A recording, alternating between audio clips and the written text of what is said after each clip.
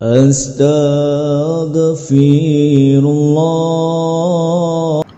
Bismillahirrahmanirrahim. Assalamualaikum warahmatullahi wabarakatuh.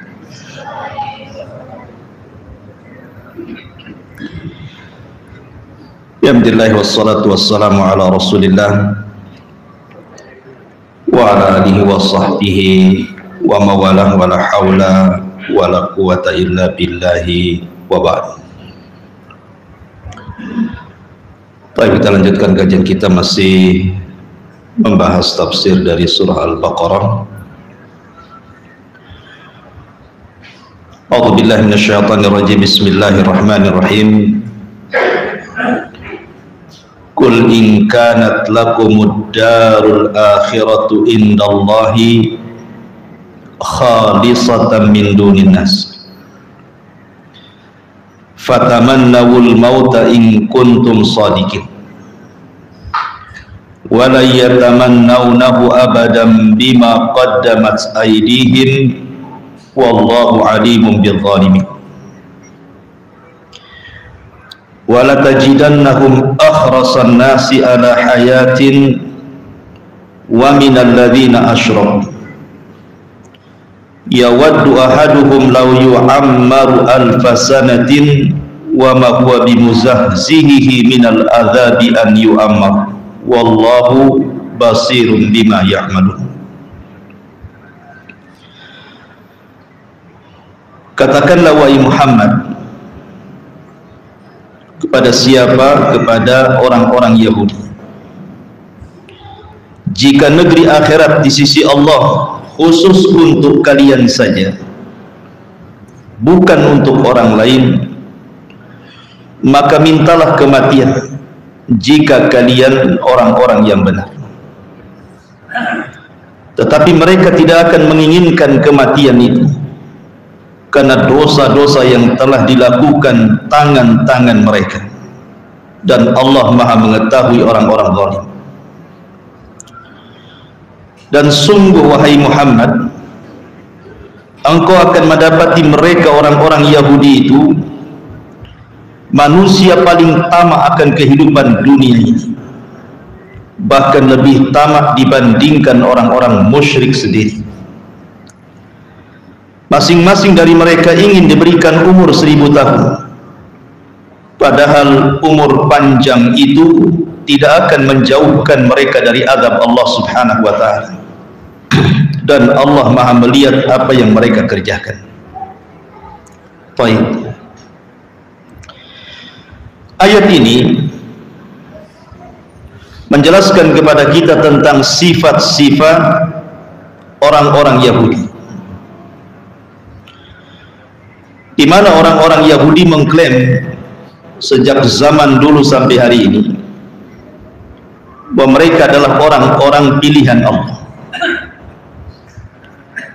Al-Quran sampai mengatakan perkataan mereka, nahnu abna'ullah wa ahibba, kami ini adalah putra-putra Allah dan kami adalah orang-orang yang sangat dicintai Allah. Itu perkataan orang Yahudi. Perkataan inilah yang kemudian merendahkan umat-umat di luar Yahudi. Jadi orang-orang Yahudi itu paling mengklaim benar sendiri, dan sorga itu hanya milik mereka saja. Bahkan seandainya Allah takdirkan, kata mereka, kalau seandainya kami harus pun masuk neraka, paling lama hanya 40 hari saja. Mereka mengatakan, wa qalu lan tamassana nar illa ayyaman ma'dudah. Mereka mengatakan, kalaupun kami harus disentuh neraka, paling hanya beberapa hari saja. Ada yang mengatakan 40 hari saja, karena dosa kakek buyut mereka ketika ditinggal Nabi Musa. Kemudian mereka kufur 40 hari menyembah anak sapi yang dibuat patung oleh Samir. Makanya Allah Subhanahu wa ta'ala mengetes kejujuran mereka. Betul nggak kalian ini orang-orang pilihan Allah? orang-orang yang pasti masuk surga dan yang lainnya masuk neraka. Kalau ucapan kalian benar, kul, katakan ya Muhammad, jika negeri akhirat ini, in kanat lakumud darul akhiratu indallahi khalisatan min duninnas, jikalau negeri akhirat ini di sisi Allah khusus untuk kalian Yahudi saja, bukan untuk orang lain, fatamannawul mauta in kuntum shadiqin, mintalah kepada Allah kematian, supaya dengan mati itu cepat masuk surga. Daripada susah hidup di bumi, bagus cepat mati, kan begitu, supaya mendapatkan kenikmatan yang jauh lebih nikmat dibandingkan kehidupan dunia. Maka Allah Subhanahu wa taala tegaskan, wala yatamannawhu abadan bima qaddamat aydihim. Tetapi mereka orang-orang Yahudi itu tidak akan menginginkan kematian itu. Kalau seandainya engkau wahai Muhammad tanya kepada mereka, kenapa kalian tidak minta kematian kalau memang surga itu sudah jelas-jelas tempat kalian dan bukan tempat orang lain?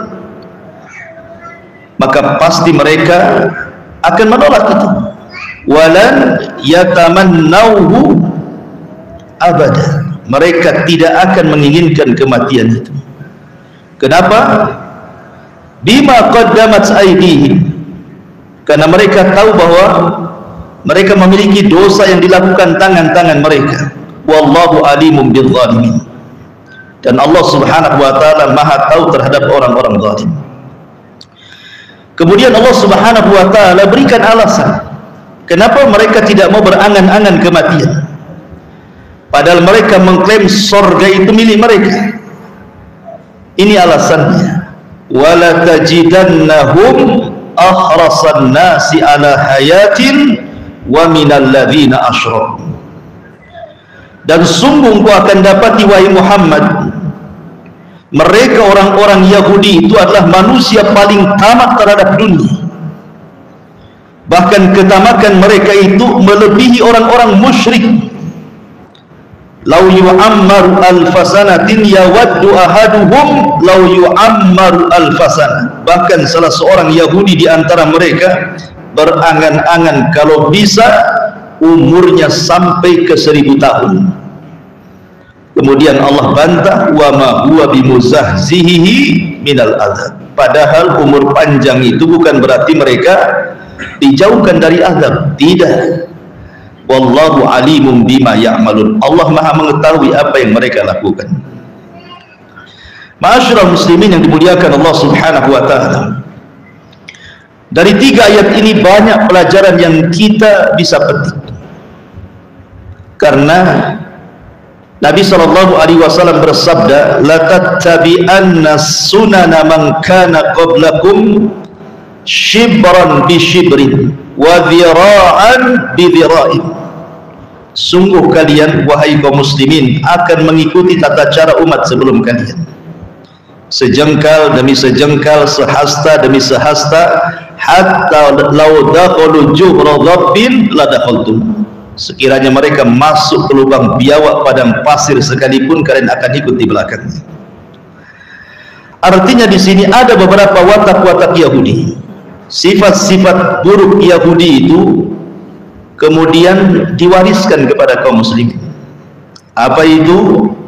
Tulul amal wa hubbud dunya. Panjangnya angan-angan dan dicintakan kita kepada dunia. Ini yang menjadikan manusia kemudian seperti watak Yahudi. Kalau bisa umur kita ini jangan 100 tahun, 200 tahun, 1000 tahun sekalian. Ini yang kita akan bahas faedah daripada ayat ini. Ma'asyiral muslimin yang dimuliakan Allah Subhanahu wa taala. Bicara tentang hubbud dunya, cinta terhadap dunia yang mengakibatkan tulul amal, akhirnya orang berangan-angan ingin dipanjangkan umurnya. Apa sih hubbud dunia itu, cinta dunia itu? Ulama mengatakan bahwa cinta dunia itu ketika dunia menguasai hatimu, ketika dunia menjadikan pikiran untuk meraihnya, ketika dunia menjadi ujung tombak dalam kehidupannya.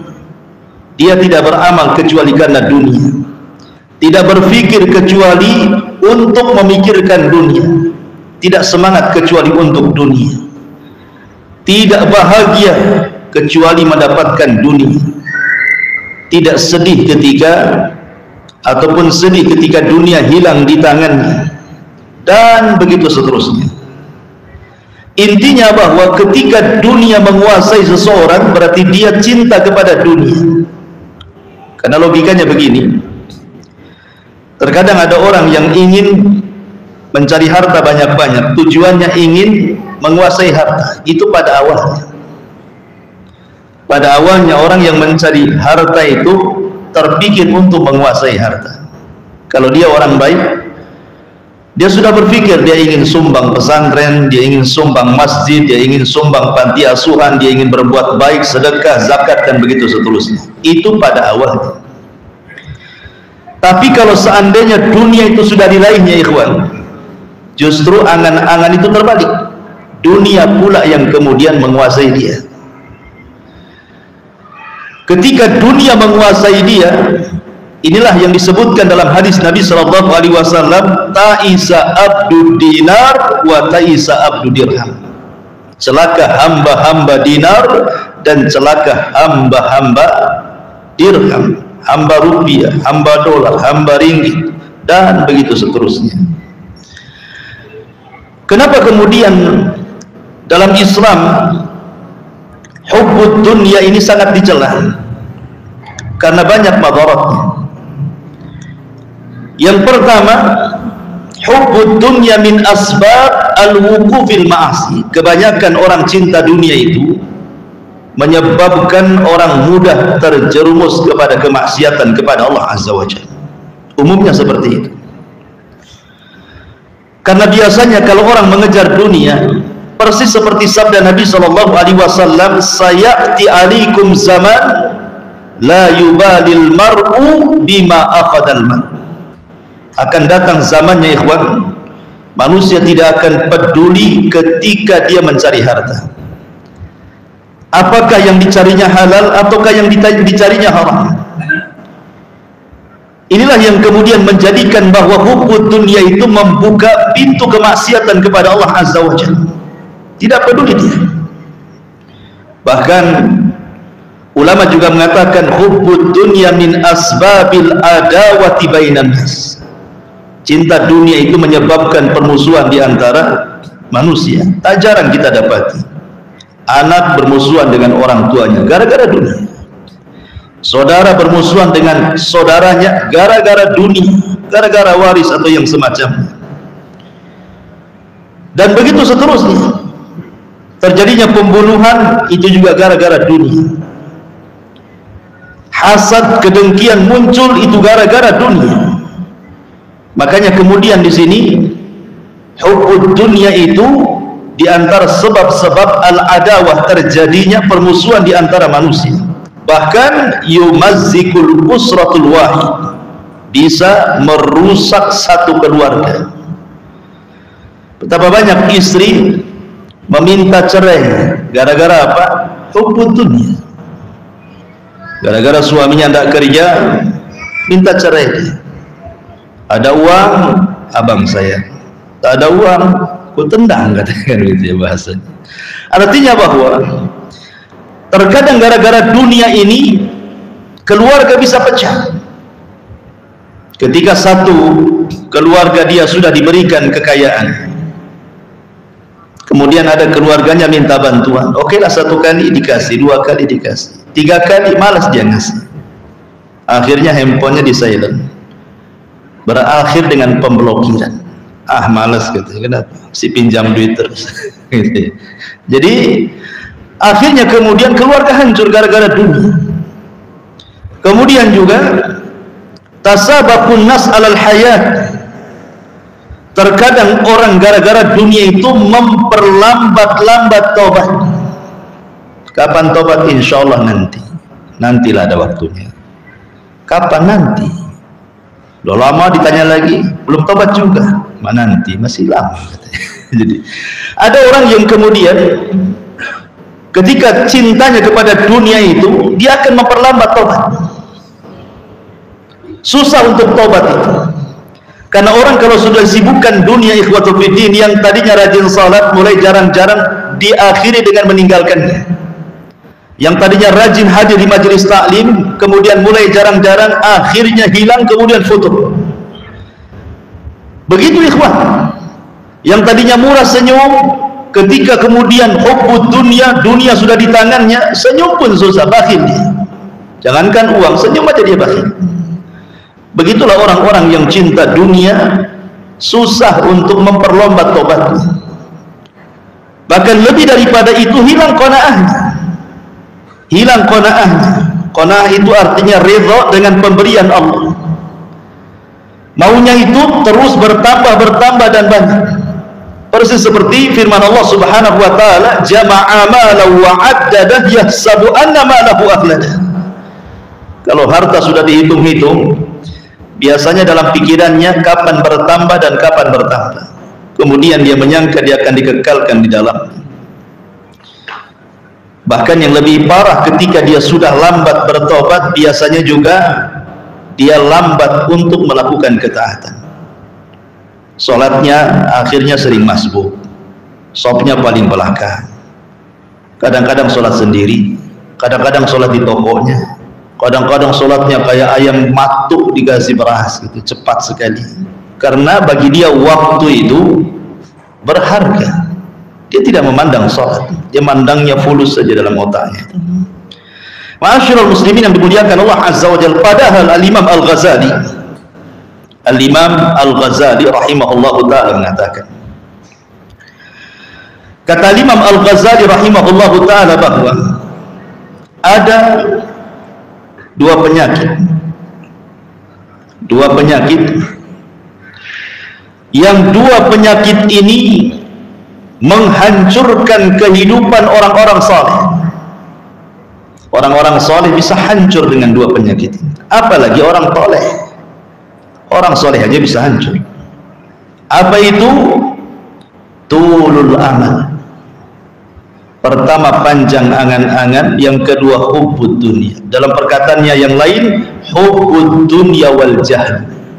Cinta dunia dan kejahilan. Jahil akan hakikat dunia. Kita tidak menafikan semua manusia, ikhwan, saya, antum, siapapun, tidak lepas daripada tulul amal, panjang angan-angan. Semua orang terkena penyakit ini, panjang angan-angan. Pasti antum pengen ini, pengen itu, pengen punya rumah, sudah punya rumah, pengen bagus, sudah bagus, pengen dua istri pun kalau bisa tambah. Itu angan-angan antum, angan-angan saja. Semua orang itu punya angan-angan, tidak mungkin tidak punya angan-angan. Bahkan ulama mengatakan, walaupun orang sudah tua sekalipun, walaupun sudah membungkuk badannya, sudah menggunakan tongkat, mata pun sudah mulai rabun, telinga pun sudah tidak mendengar, tapi angan-angan tidak mungkin hilang karena tuanya badan. Angan-angan itu terus ada. Itu yang ditakutkan orang-orang saleh. Orang-orang soleh itu takut dengan tulul amal, panjangnya angan-angan. Dan panjangnya angan-angan itu disebabkan karena hubbud dunia, karena cinta dunia berakhir dengan tulul amal, ya. Sebab kalau seandainya dia tidak cinta dengan dunia, pasti akan pendek angan-angan. Angan-angan dia untuk akhirat saja. Tapi ketika dunia sangat dicintainya, pasti itu panjang angan-angan. Nggak mungkin nggak panjang. Ma'asyiral muslimin yang dimuliakan Allah Subhanahu wa ta'ala, kalau kita lihat qimatud dunia indallah, hakikat dunia atau harga sebuah dunia di sisi Allah Subhanahu wa ta'ala, Nabi SAW pernah mengatakan, "Lau kanatid dunya ta'dilu janaha ba'udah." Seandainya dunia ini memiliki harga walaupun satu sayap seekor nyamuk. Anggaplah harga dunia itu seperti sayap seekor nyamuk, di mana nyamuk bisa terbang dengan sayapnya. Ma saqa kafiran minha syurbatan, kata Rasul. Tentu orang kafir tidak akan diberikan kesempatan untuk meminum walaupun setetes air yang ada di bumi, kalau dunia itu ada harganya, walaupun hanya sesayap nyamuk. Tapi karena dunia tidak ada harganya walaupun sesayap nyamuk, makanya kemudian orang-orang kafir mereka minum sesukanya, makan sesukanya, tinggal sesukanya, dan begitu seterusnya. Karena kalau seandainya dunia ini ada harganya walaupun sesayap nyamuk, ikhwan, tidak mungkin Nabi SAW harus berlelah letih dalam berdakwah, mengajak manusia sampai dicaci, dimaki, diancam, sampai dibuat makar pembunuhan. Kalau seandainya dunia ini ada harganya walaupun sesayap nyamuk, tidak mungkin para sahabat harus syuhada, mati syahid dalam pertempuran. Kalau seandainya dunia ini memiliki harga walaupun sesayap nyamuk, tidak mungkin para du'atut tauhid mereka akan disakiti, diuji, dan begitu seterusnya. Tapi karena dunia tidak ada harganya, makanya kemudian orang kafir bisa berlaku sesukanya, orang ahli maksiat bisa berbuat sesukanya, menyakiti para nabi, menyakiti para sahabat Rasul, menyakiti para pewarisnya, para ulama dan para duat. Ma'asyiral muslimin yang dimuliakan Allah Azza wa Jalla, di dalam surah Al-Mu'minun 55 Allah menegaskan, ayahsabuna annama numidduhum bihi min malin wa banin nusari'u lahum fil khairah bal la yash'urun, kata Allah. Apakah mereka manusia mengira bahwa kami memberikan harta dan anak-anak kepada mereka berarti bahwa kami menyegerakan kebaikan kepada mereka? Allah katakan tidak, sama sekali mereka tidak menyadari itu. Seolah-olah Allah ingin katakan kepada kita bahwa dunia ini ketika dimiliki oleh orang-orang kafir, ketika dimiliki orang-orang fasik, ketika dimiliki orang-orang ahli maksiat, itu bukan menunjukkan kebaikan untuk mereka. Makanya sering saya ulang-ulang bahwa kalau seandainya kemudian orang yang memiliki harta itu maknanya dia dicintai Allah dan diturunkan kebaikan kepadanya, kenapa pula kemudian banyak orang-orang yang ahli ketaatan, sholatnya rajin, puasanya rajin, dan begitu seterusnya, mereka fuqara, mereka miskin? Ya, harusnya orang-orang yang lebih dekat kepada Allah yang diberikan dunia dan kepada mereka. Tapi rupanya dunia ini berkongsi antara mukmin dan kafir. Dunia ini berserikat antara orang yang taat dengan ahli maksiat. Ketika Qarun kaya, Sulaiman juga kaya. Ketika Abu Lahab kaya, Abu Bakar juga kaya. Berserikat kekayaan itu. Ketika kemudian berserikat kekayaan itu, maknanya bahwa dunia itu tidak ada kima, tidak ada harganya.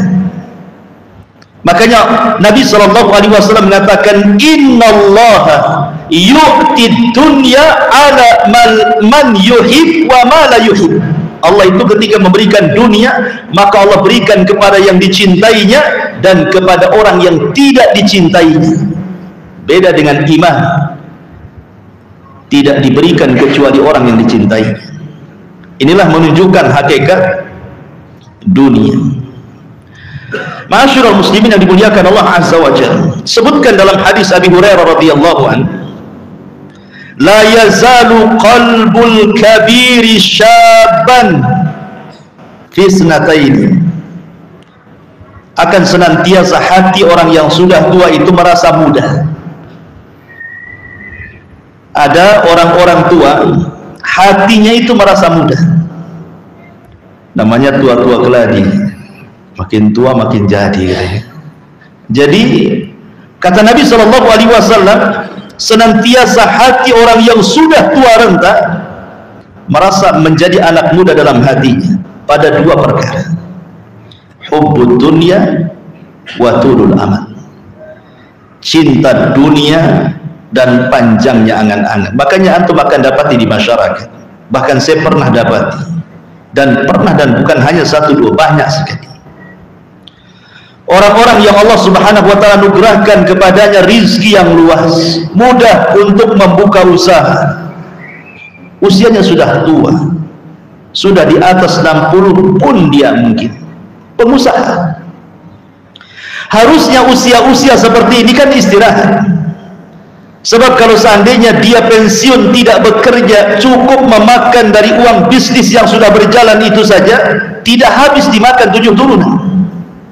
Tapi kenapa dia masih sibuk? Masih sibuk ngantor, masih sibuk memikirkan membuat cabang sana sini kan? Kenapa demikian? Seolah-olah dia tidak akan mati.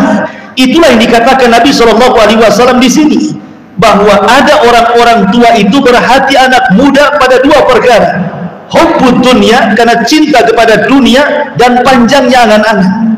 Dia pikir usia yang sudah 60 tahun atau 70 tahun, ketika bisnisnya kemudian dilebarkan, dia tidak akan mati. Makanya dia kejar terus dunia itu sampai di mana ujungnya katanya. Padahal dunia itu tidak ada ujungnya. Dimanapun anda cari, tidak akan ada ujungnya dunia itu. Karena 2 perkara yang dicari tidak akan kenyang: talabul ilmi wa talabul mali. Mencari ilmu semakin didalami makin bodoh kita rasanya, dan talabul mal, mencari harta makin kaya makin miskin karena ingin terus mendapatkannya. Ma'asyiral muslimin yang dimuliakan Allah azza wa jalla, Anas ibn Malik radhiyallahu anhu menceritakan, jadi suatu ketika Nabi SAW membuat khat, garisan. Ada 2 garisan, set gitu ya. Kemudian kata Rasulullah, hadal amalu wa hada ajaluhu. Yang ini angan-angannya panjang sekali. Rasul mau menggaris panjang sekali. Inilah angan-angan manusia. Kemudian Rasul menggaris lagi, inilah ajalnya pendek. Saya analogikan begini, Ikhwan. Terkadang antum ketika menanam mangga dari kecil, rambutan, kemudian duren, semangking yang enak, ya. Kemudian kita tanam dari yang kecil itu. Antum berangan-angan, kalau seandainya dia hidup sampai besar, kemudian nanti berbuah mangga, rambutan, durian, apapun, antum tinggal menikmatinya. Tapi takdir berkata lain, belum berbuah antum pula sudah mati yang menanamkan. Belum berbuah antum sudah mati. Lalu siapa yang menikmati yang antum tanam itu? Itulah kata Nabi SAW, ada orang itu angan-angannya panjang sekali gitu ya, tapi ajalnya pendek sekali. Betapa banyak orang-orang yang kemudian mencari harta banyak-banyak, yang menikmati bukan yang mencarinya. Yang menikmati itu orang lain, anak turunannya, ahli waris. Justru menjadi bencana alam bagi ahli waris. Terkadang ketika di awal kematiannya nangis kalau seandainya air mata dikumpulkan 2 ember pun tidak akan penuh, saking sedihnya orang tuanya meninggal. Ketika orang tuanya sehari 2 hari dipendam, sudah nggak ingat. Yang ingat sertifikatnya taruh di mana, di notaris mana, kunci berangkasnya di mana, sudah sibuk tuh kan begitu. Jadi ada orang-orang yang seperti itu, dia tanam tapi orang lain yang kemudian menikmatinya. Itulah sabda Nabi SAW ketika menggaris garisan. Inilah panjang angan-angan, ajalnya di sini. Ma'asyiral muslimin yang dimuliakan Allah Subhanahu wa ta'ala, kalau kita lihat salafun salih, para salafus salih, ketika Abu Ubaidah ibn Jarrah, Zubair ibn Awam radhiyallahu anhu mendengar ayat al-haqumut takatsur hatta zurtumul maqabir, sampai kepada latus alunna yawma idzin anin na'im. Al-haqumut takatsur, berlomba-lombanya kalian terhadap dunia sudah melalaikan kalian. Hatta zurtumul maqabir, sampai kalian zurtum. Zurtum itu artinya ziarah. Maksud ziarah di sini apa? Diingatkan bahwa engkau akan dikubur juga.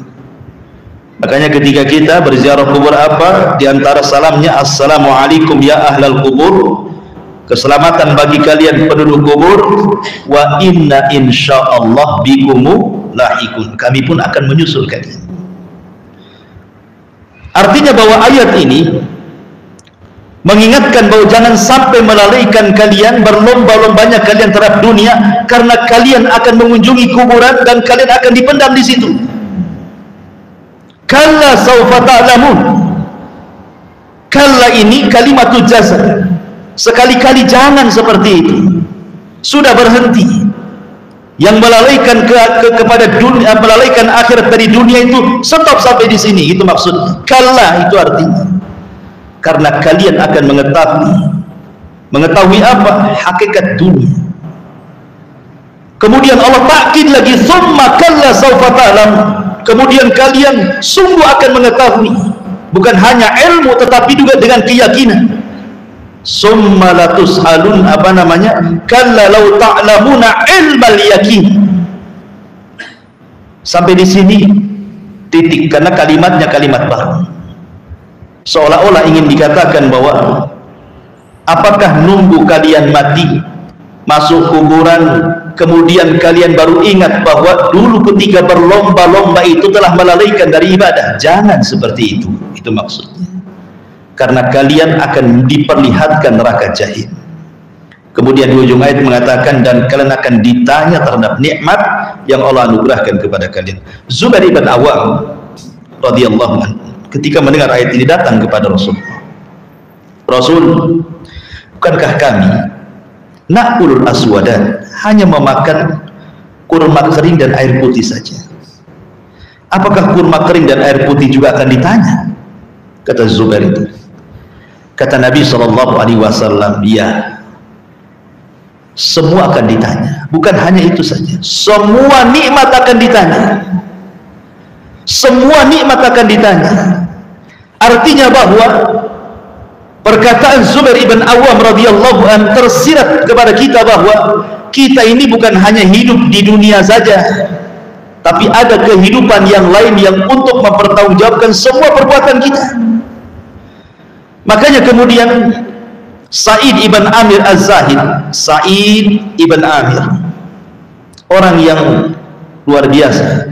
Jadi dia itu kan ketika Umar jadi khalifah, dia banyak menasihati. Nasihatnya bagus, luar biasa. Pokoknya menasihati Umar itu sampai nangis dinasihati oleh Sa'id ibn Amir. Bahkan dia mengatakan, usika ya Umar antahsyalillah. Aku wasiatkan kepadamu wahai Umar, takutlah kau kepada Allah. Jangan takut kepada manusia, takut kepada Allah. Kemudian banyak berikan nasihat. Kata Umar, aku tidak bisa melaksanakan nasihatmu ya Sa'id. Kata saya, tidak, pasti kau bisa. Melihat bahwa Sa'id ini orangnya amanah, jujur, taat, zuhud, dan begitu seterusnya dari sifat-sifat kebaikan, Umar mengatakan, kalau begitu aku akan jadikan kau gubernur di Himsa. Kata Sa'id, nggak bisa Umar, aku nggak bisa jadi gubernur. Umar marah, wahai hak, celaka engkau. Kau letakkan kekuasaan di pundakku, giliran aku perintahkan kau tak mau pula, katanya. Kau harus jadi gubernur di sana, katanya. Terpaksalah Sa'id ibn Amir jadi gubernur di Himsa. Sa'id ibn Amir ketika jadi gubernur di Himsa itu dicintai rakyat Himsa di Syam sana, karena keadilannya, karena amanahnya, dan begitu seterusnya. Allah takdirkan Himsa terkena paceklik hebat, gersang tanahnya.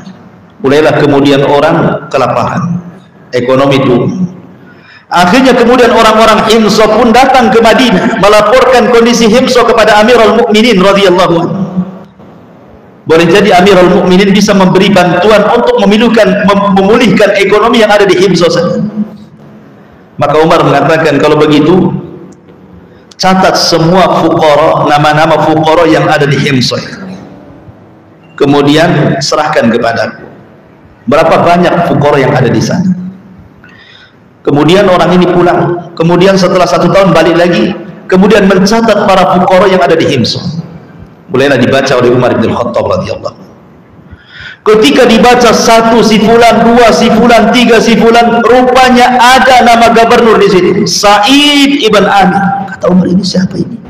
Kok masuk dalam deretan orang-orang fuqara wal masakin?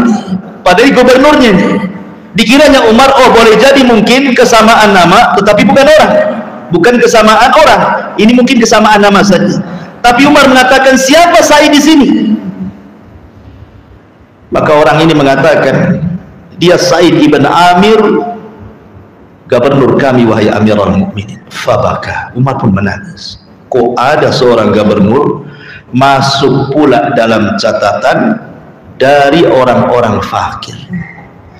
Ya, kalau sekarang itu ada apa namanya, kertas dari RT RW yang menunjukkan antum fakir kan, itu ya, dapat bantuan itu ya. Kok gubernurnya pula yang fakir? Mana ada di zaman sekarang gubernur fakir? Syarat jadi gubernur harus kaya kalau sekarang. Kalau fakir nggak akan kepilih, karena tidak bisa nyerang fajar. Di waktu fajar itu nggak bisa, nggak ada serangan fajar kalau dia fakir itu. Ma'asyiral muslimin yang dimuliakan Allah Subhanahu wa taala. Akhirnya kemudian Umar bin Khattab radhiyallahu anhu langsung memerintahkan pengawalnya, ambilkan mal dari Baitul Mal, harta dari Baitul Mal. Kemudian diambilkan harta dari Baitul Mal, serahkan kepada gubernur harta ini. Dibawanya harta ini ke Syam, ke Himsah. Kemudian diletakkan kepada Sa'id bin Amir. Wahai Sa'id, ini harta dari Amirul Mukminin untuk. Tiba-tiba dia menjerit, inna lillah wa inna ilaihi raji'un. Istrinya dengar dari dapur. Dia mengatakan, wahai Sa'id, wahai suamiku, apakah Amirul Mukminin meninggal dunia? Kenapa anda istirahat? Kayak kita ini kalau ngomong inna lillahi pasti ada orang meninggal. Jadi istrinya mengatakan, wahai suamiku, apakah Amirul Mukminin meninggal dunia? Kenapa kau istirja inna lillah wa inna ilaihi raji'un? Kata Sa'id ibn Amir, bahkan ini lebih dahsyat dibandingkan meninggalnya Amirul Mukminin. Kemarin kau, kata istrinya keluar, dilihatnya dinar, harta banyak. Kata istrinya, kenapa dengan engkau? Ini kan harta hadiah dari Amirul Mukminin. Kemudian Sa'id mencela istrinya, wahai aki, celaka engkau. Fitnah ini lebih besar dibandingkan kematian Amirul Mukminin. Kemudian istrinya menyarankan kepada Sa'id, kalau engkau ingin melepaskan fitnah ini, sedekahkan.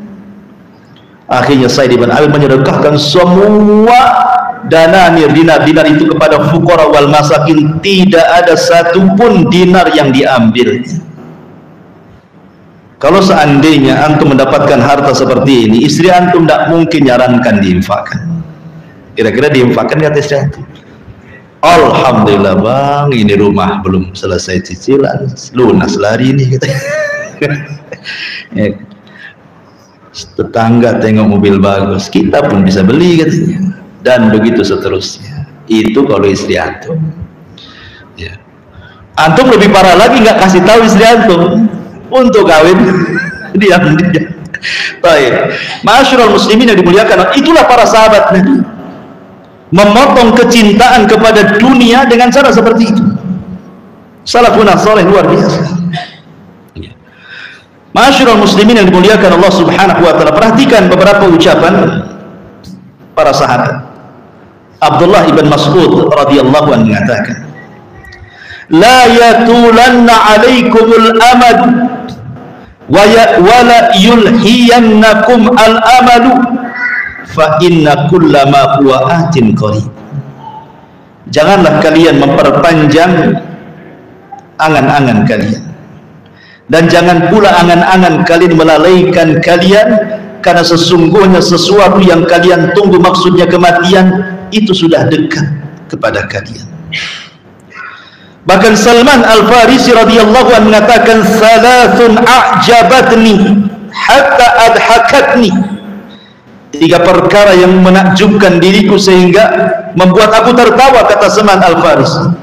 Mu'amilud dunya wal mautu yatlubu. Salah satunya adalah orang yang berangan-angan kepada dunia, ingin mengejarnya, tapi kematian sudah mencarinya. Betapa banyak orang-orang yang ketika dia berjalan dari rumahnya ke tempat pekerjaannya, tiba-tiba kecelakaan di tengah jalan, kemudian mati. Itulah ucapan Salman Al-Farisi di sini. Betapa banyak orang-orang yang berangan-angan ingin meraih dunia, rupanya kematian sedang mencarinya. Dan itu kan umum, kadang-kadang sedang bekerja jatuh mati. sedang di jalan ketabrak atau nabrak, mati.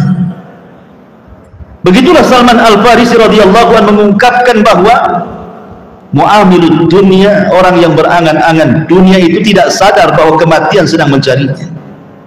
Bahkan Isa bin Maryam, Al-Masih Isa bin Maryam mengatakan, man dzalladzi yabni ala maujil bahra dara, siapa yang bisa membangun rumah di atas lautan? Nggak ada yang bisa membangun rumah di atas lautan. Antum pindahkan rumah yang ada daratan di atas lautan, tenggelam dia. Seolah-olah Isa bin Maryam ingin mengatakan, fala tattakhidunaha qarara, kalau kamu sudah tahu bahwa membangun rumah di atas lautan itu tidak akan bertahan lama, maka janganlah engkau menjadikan hal itu sebagai angan-angan untuk mencapainya. Seolah-olah Isa ingin mengatakan bahwa apapun yang kita bangun di dunia ini tidak akan lama. Nggak akan lama, coba. Karena dunia ini bisa merubah segalanya. Bisa merubahnya. Kita lihat coba orang-orang dulu. Presiden-presiden kita saja yang sudah meninggal. Antum datang ke kuburannya, ke kuburan Bung Karno, Pak Harto, Pak Habibie, dan begitu seterusnya. Kemudian di sampingnya ada kuburan-kuburan orang-orang biasa. Apa bedanya presiden dengan rakyat biasa kalau sudah masuk ke liang lahat? Tidak ada bedanya. Nggak ada bedanya. Orang yang paling kaya dulu sekalipun tidak bisa mencegah mungkar dan nakir, membuat fitnah kepadanya. Tidak bisa. Di dunia dia punya ajudan. Kalau ada yang mengancamnya, ajudannya yang maju. Sekarang mana ajudan di kuburan supaya menahan mungkar dan nakir tidak bertanya? Mana bisa. Jadi kalau sudah masuk liang lahat itu tidak dibedakan mau Bung Karno dengan siapapun, sama saja. Yang membedakan itu ketika mereka hidup, oh ini presiden kita hormati, oh ini biasa saja, oh ini menteri, dan begitu seterusnya kan.